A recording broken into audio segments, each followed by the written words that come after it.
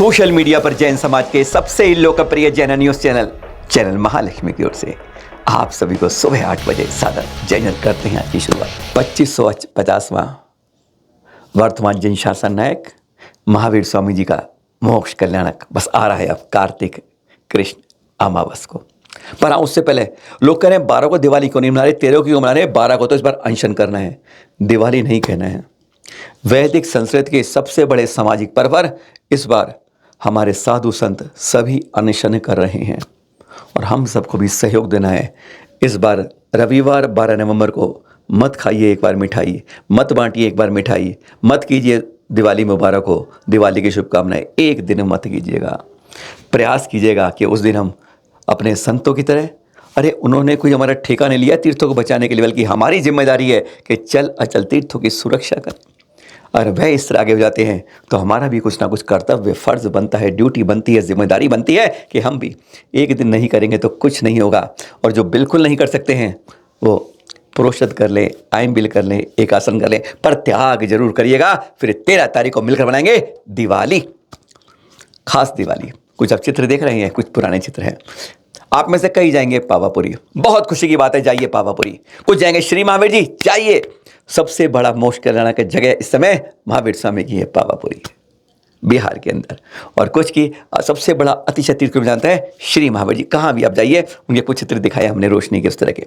पर जो वहां नहीं जा रहे हैं उनके लिए बात कर रहे हैं। उन सबको आमंत्रण है, बस आज कल और परसों सुबह तैयार हो जाएगी पावापुरी। जी हाँ, लोग कहते हैं पहले हमारे कई मंदिर आकाश मार्ग से आए हैं, पर मैं नहीं कहता कि आकाश मार्ग से पावापुरी आ रही है, पर हाँ आकाश में पावापुरी जरूर आ रही है। ऋषभ विहार दिगंबर जैन मंदिर में, जहां पर पहले कैलाश पर्वत की बर्फ आ गई थी, आज पावापुरी आने की अभी देखने अब ये पावापुरी बहुत बड़ी है, विशाल है, पर यहाँ पर जिक्र बहुत बड़ा और भी है। यहाँ पर कुंडपुर भी आ रहा है, वैशाली भी आ रहा है, कुंडलपुर भी आ रहा है और दिव्य ध्वनि का सम्मोषण भी आ रहा है, बहुत कुछ आ रहा है। तो जगह जगह जैसे कहते हैं टुकड़ों टुकड़ों में आके यहाँ पे आके ठहरता जा रहा है। जिस तरह से आप ये देख रहे हैं, यह कल के चित्र है। और फिर जब आप 10 को देखेंगे तो आप तो गजब हो जाएंगे, हैरान हो जाएंगे कि क्या गजब है।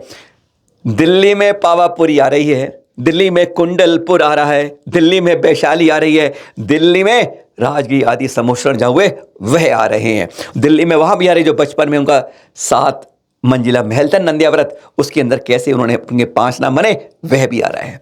वह तपस्थली भी आ रही है, जब तपस्या करते करते जब जा रहे थे हमारे मुद्रा लेके महामुनिराज के रूप में महावीर स्वामी जी, तो चंदन वाला कैसे बेड़ियों में जकड़ के बाद कैसे वह हो जाती है और क्या आड़ देती है, पंचाक्षर करते हैं, वह भी दिल्ली आ रहे हैं। सब कुछ दिल्ली आ रहा है, पावापुरी में आ रहा है, ऋषभ विहार में आ रहा है, पावापुरी बन रही है। पर हम तो कह रहे हैं पूरे महावीर स्वामी का जन्म से लेकर गर्भ से लेकर 72 वर्ष की जो आयु थी उसकी पूरी समीचीन यहाँ पर बन रही है। वैसे अब मंदिर जाते हैं, ऋषभ विहार जब जाते हैं तो आप कहते हैं हम तो 5 मिनट में सब कुछ करके आ जाते हैं, बशर्ते पूजा ना करनी हो। लेकिन अब आप जाएंगे तो आपको पावापुरी के दर्शन करते करते जब नीचे उतरेंगे ना, वहाँ से आकाश तक पहुंच जाएंगे और फिर नीचे उतरेंगे तो आपको 15 मिनट तो कम से कम लग जाएंगे। गजब के दर्शन करेंगे। और साथ में पता है खास बात क्या है, अभी तक हमने समोसरों में देखते ना थे, यहाँ पर तीर्थंकर जो प्रतिमाएं हैं उनके साथ पूजनीय, वंदनीय, प्रसिद्ध उनके साथ सम्मोषण भी लग रहा है। और दिव्य ध्वनि के रूप में वर्तमान में सबसे बड़ा संघ जो देश में विराजमान है आचार्य श्री सुनील सागर का, उनके द्वारा दिव्य ध्वनि खिरने के रूप में वह रूप दिखाई देगा कि उनके शब्दों को हम किस तरह अपने आत्मसात करते हैं, जैसे हमारे महावीर स्वामी जी ने उस समय किया होगा चतुर्थ काल के अंदर, जैसे दिव्य ध्वनि होगी, बल्कि उसका एक छोटा रूप यहाँ भी देखने को मिलेगा। सब कुछ मिलेगा, जन्म, पहले गर्भ, जन्म, तप, ज्ञान, मोक्ष कल्याण की 5 जने, चंदन बाला का आहार, 5 नाम कैसे पढ़े, वीर, सन्मति, महावीर, अतिवीर और वर्धमान, वह भी दर्शन मिल जाएंगे आपको। कैसे सम्मोषण लगता था, कैसे गायब गिरती थी, कैसे पद्म सरोवर था, सरोवर के बीच में कैसे चरण थे, अरे वहां पर साथ में प्रतिमा भी विराज। वैसे पावापुरी में विराजमान नहीं है प्रतिमा, लेकिन यहाँ पर आपको प्रतिष्ठित प्रतिमा मिलेगी दर्शन करने को। भाई वाह वाह वाह, कहते हैं पावापुरी आ गई हमारे दिल्ली के आसपास। जो लोग नहीं जा पाते हैं उनके लिए तो वाह वाह हो जाती है ऋषभ विहार। पर बात असली हो रही है इस समय कार्तिक अमावस की। जी हाँ, कार्तिक अमावस का दिन होता है जब 2550वां महावीर स्वामी का मोक्ष कल्याण होता है। ये आप स्लाइड देख रहे हैं आप, ये ये कब शुरू है? आखिर 12 नवंबर क्यों नहीं हम 13 को मना रहे हैं? कार्तिक अमावस की शुरुआत हो रही है, जैसा देख रहे हैं 12 नवंबर रविवार को मध्याह्न 2:45 से, और हमारे यहाँ सूर्योदय समय जो होता है उसी को वह दिन माना जाता है। इसलिए रविवार को चतुर्दशी मानी जाएगी और सोमवार को अमावस माने। इसलिए सोमवार सुबह 13 नवंबर को जब ये शुरू होगी अमावस के रूप में, तो दोपहर यानी सायं कहेंगे 2:57 तक कार्तिक की अमावस रहेगी। यानी रविवार 2:45 से शुरू होकर सोमवार 2:57 तक। तो अब निर्वाण लाडू कब होगा, अब वह देखते हैं। जिन शासन जिनका है श्री महावीर स्वामी तीर्थंकर, जिनका निर्वाण लाडू जिनालय में चढ़ाएंगे, अपने अपने जिलालय में, नहीं तो पावापुरी आ जाएंगे। ध्यान रखिएगा, पावापुरी में भी आपके लिए बहुत बढ़िया खास बात रहेगी। इसका मुहूर्त क्या है? सुबह सूर्योदय से लेकर प्रातः 8:05 तक। जी हाँ, ध्यान रख रहिए, सूर्योदय से 8:05 तक अपने जाके जिनालय में चढ़ाएं, और फिर मौका मिले तो ऋषभ विहार के उस पावापुरी के रूप की कृत्रिम रचना में आकर चढ़ाएं। अब बात आती है शाम की। सुबह जिनालय में कर ली पूजा, अब शाम को घर पर करते हैं। कहते हैं गौतम गणधर को इसी दिन शाम को केवल ज्ञान होता है।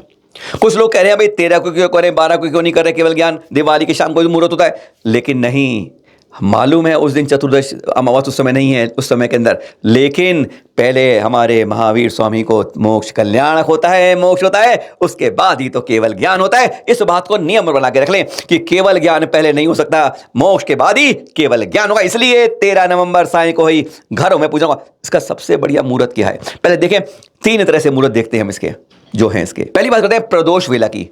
ये शाम को 7:25 से 8:05 तक का समय है, ये प्रदोष वेला का है।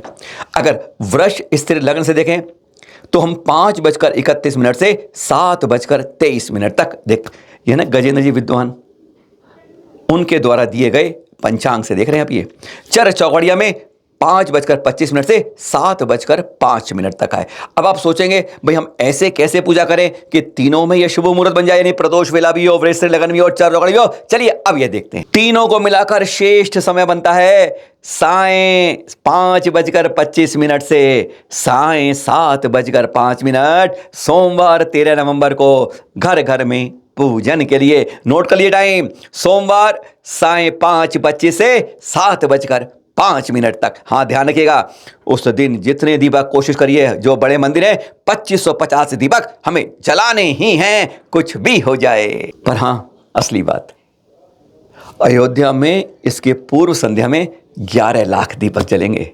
मुख्यमंत्री योगी आदित्यनाथ होंगे। अब आप कहेंगे भाई वो तो दीपक श्री राम जी जल रहे हैं, उनकी अयोध्या नहीं खुशी में जल रहे हैं। भाई आप अपनी माने, लेकिन दीपक नहीं जानता है, वह तो अंधेरे से हटाकर प्रकाश प्रज्वलित करता है। इसलिए हम कह रहे हैं उस मोक्ष धरा के लिए आने के लिए, जब जिनालय की ओर जाने के लिए हमारे तीर्थंकर ध्यान मग्न है वहाँ पर, क्योंकि वर्तमान में तो नहीं लेकिन आगामी फिर वही 24 का जन्म अयोध्या में ही तो होगा। इसलिए आप भी दीपक जलाएं, और वहाँ पर पूर्व संध्या में अयोध्या में तो जलेंगे ही। पर बात करें हम कि लक्ष्मी गणेश को, अब क्या हम घर पर क्या पूजा करते हैं भाई? चलो थोड़ी सी पूरी निवारण पढ़ लिए दोबारा, गौतम गणधर पूजा कर, पर लक्ष्मी गणेश रखते हैं हम कहीं, विश्वास की सच मानिए। हम में से आज भी मिथ्यात्व और सम्यक्त में फर्क नहीं रहा। इतना कुछ बड़े हो गए, कहते हैं दाढ़ी सफ़ेद हो गई, मूछें खत्म हो गई, दांत टूटने लगे, कानों से कम सुनने लगे, आंख से दिखना शुरू कम हो गया, लेकिन हमने अभी तक अपने मिथ्यात्व को खत्म नहीं किया। वक्त है लक्ष्मी गणेश को समझने का। तो बता रहे हैं मुनिश्री प्रणम सागर जी, सुनिए जरा। कि तुम यहां पर आकर के हमको चलाते हो, हमको हमारे सामने तो कुछ और बोलते हो, घर में जाकर के कुछ और करते हो, इसलिए मिथ्या दृष्टि हो। मिथ्या दृष्टि का मतलब झूठ बोलने वाला, मिथ्या बुद्धि रखने वाला, अपने अंदर गलत सोच रखने वाला, और ऐसा व्यक्ति जो गुरु के सामने भी झूठ बोल करके कुछ का कुछ कहे और कुछ का कुछ करे। जो लोग हमें धोखा नहीं देंगे, इन द सेंस हमारे सामने आकर के तो आप कहो कि नहीं महाराज लक्ष्मी कौन सी है? केवल ज्ञान लक्ष्मी। हमारे गणेश जी कौन से हैं? गौतम गणधर। और घर में जाकर के, घर के कमरों के अंदर जाकर के, दुकान में जाकर के आप क्या करो? आपको केवल ज्ञान लक्ष्मी की पूजा करना आती है? आपको गौतम गणधर की पूजा करना आती है? नहीं करते। आपका जब तक इस तरीके का एक छिपाव दुराभाव रहेगा, तब तक आपको सही ढंग से भक्ति का जो पुण्य मिलना चाहिए वो आपको नहीं मिलेगा। समझ आ रहा है? क्योंकि भक्ति कहती है समर्पण होना चाहिए, और समर्पण कहता है एक तरफा होना चाहिए। समर्पण में हमें किसी भी प्रकार का संशय नहीं होना चाहिए। अगर आपके अंदर समर्पण में संशय है तो भक्ति के फल नहीं मिलते। जहां व्यक्ति इस तरह से भक्ति करने में अपने को लीन करता है, वहां फिर वह किसी और दूसरे संशय में पड़ता ही नहीं कि अगर हमारे सामने भगवान केवल ज्ञान के रूप में हैं, हमारे सामने गौतम गढ़धर 48 प्रकार की रिद्धियों 64 प्रकार की रिद्धियों से सहित हैं, तो हमें इससे बढ़कर के अब क्या चाहिए? अभी बताया ना आपको कि भाई दिन में जब शाम को आए, दीपक जलाए, अपने खुश रखे, तो कोई बही खाते पूजा करने लगता है, कोई कुछ करने लगता है, कोई चांदी के सिक्के रखने लगता है। मिथ्यात्व से अब थोड़ा हट कर जाएं। बही खाते की बजाय जिनवाणी को रखकर पूजन करें। ध्यान रखिएगा, बही खातों पर स्वास्तिक बनाने से, श्रद्धा रखने से कहीं उसका असम्मान ना हो। व्यापारी लोग करते हैं, दुकानों में पूजा करते हैं, स्वास्तिक लगाते हैं, इसलिए वह कितना गहराई में है। पर उससे पहले हम कहते हैं घरों में पूजन क्या करते हैं, बता रहे हैं मुनिश्री पड़म में सागर जी। सीधी सीधी बात उतरनी चाहिए, होना चाहिए आत्मसात। सुनिए जरा। भगवान जिनेंद्र देव की भक्ति करो। दीपावली के दिन आपको भगवान की भक्ति करना है। भगवान सुबह मोक्ष कल्याणक की भक्ति करना है, शाम को गढ़धर परमेष्ठी की भक्ति करना है। उन गढ़धर परमेष्ठी को ही हम गढ़धर भी कहते हैं और उन्हीं को हम गणेश जी भी कहते हैं। जैनियों के गणेश जी कौन से हैं? इंद्रभूति गौतम गढ़धर, जिन्हें भगवान महावीर स्वामी के निर्वाण के दिन ही केवल ज्ञान की प्राप्ति हुई। समझ आ रहा है? जब गणेश जी हैं आपके पास में, तो लक्ष्मी जी भी आपके पास में होंगे ही, है कि नहीं?